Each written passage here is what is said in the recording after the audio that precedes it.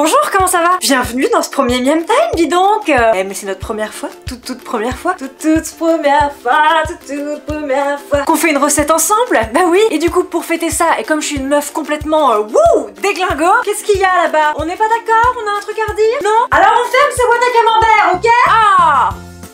Qu'est-ce que je disais?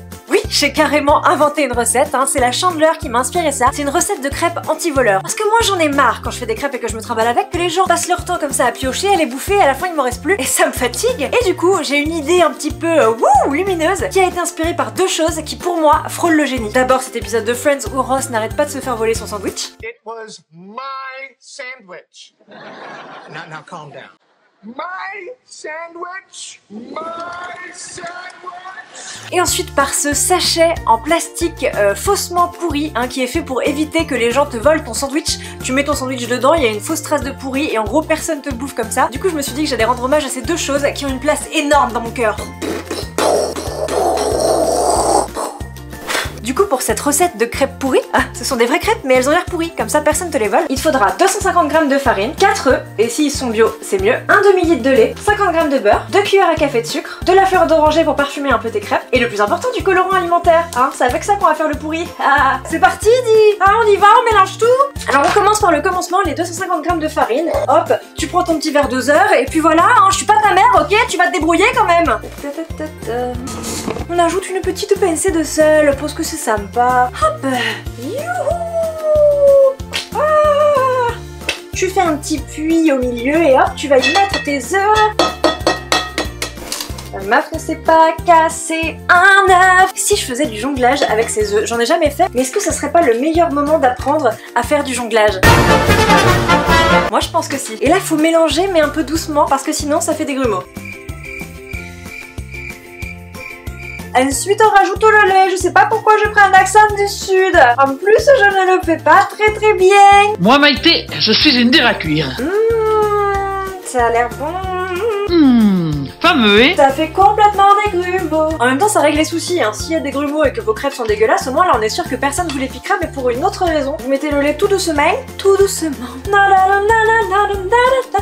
Là-dedans on va rajouter notre petite fleur d'oranger. Et vous touillez sur une étoile, sur un oreiller. Au fond d'un train ou dans un grenier. Ensuite il va vous falloir deux petits bols, un pour faire fondre le beurre et un pour faire votre mixture verte de pourri. On met le petit beurre fondu. Et alors maintenant mes amis on va créer du pourri. Donc vous prenez vos colorants alimentaires, en grande surface ils sont vendus par 3. Il n'y a pas de vert mais c'est pas grave, on va en faire puisque rien ne nous arrête. Et qu'on a été à l'école, donc avec du bleu et du jaune on sait faire du vert.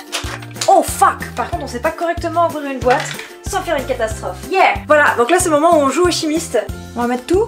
On met du jaune, un magnifique vert, voilà, de pourri. Et maintenant, on va incorporer cette petite merveille à la pâte, mais un peu n'importe comment, parce que plus c'est inégal, plus c'est grossier, mieux c'est. Donc on y va, on fout ça dans sa pâte à crêpes. Alors, ça fait un mélange venu d'ailleurs. On dirait que c'est tout pourri. Un visiteur venu d'ailleurs. Ma pâte est pleine de grumeaux, c'est super. J'ai vraiment bien fait de ne pas me lancer dans une carrière de cuistot. Mon dieu, ça va être horrible. Oh putain. Est-ce que vous voulez que je tente le petit truc de la crêpe? Non, j'y arrive pas. Ça a l'air délicieux.